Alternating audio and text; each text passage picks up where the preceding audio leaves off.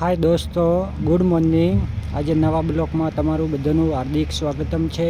આજે આપણે દિલ્હી આવ્યા એટલે દિલ્હીનો તમને નજારો દેખાડીશું. દોસ્તો, આપણે આજે જાણીશું ઇન્ડિયા ગેટ જે દિલ્હીમાં આવેલો છે એના વિશે આપણે થોડું પ્રાચીન જાણીશું. इंडिया गेट की ऊंचाई लगभग 42 मीटर ऊंची છે. 138 ફીટ થાય એની ઊંચાઈ. જેનું નિર્માણ થયું वो સમય 1931 સુધીનો સમય છે.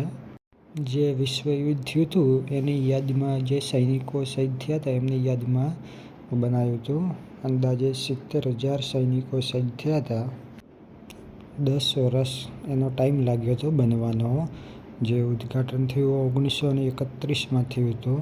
જે સૈનિકો શહીદ થયા હતા એમનું નામ આજે પણ આ ગેટ ઉપર જે લખેલું છે એવો 13,300 જેટલા સૈનિકોનું નામ જ્યારે બનાવ્યો ત્યારથી જે નામ ઉપર લખેલું છે તમે જોઈ શકો છો. જે સામે દેખાય એવો નામ છે. જે બનાવવામાં પથ્થર વાપર્યો છે એ લાલ અને પીળા કલરનો છે. મિત્રો, જે સામે દેખાય છે નાના નાના વૃક્ષો છે જે ફૂલ વાવેલા છે. આજે અહીંયા ટ્રાફિક ઓછું છે કે સન્ડે નહીં. જો સન્ડે હોય ને તો અહીંયા બહુ પબ્લિક આવે એટલે બહુ તમને ચાલવામાં ફરવામાં બહુ તકલીફ પડે.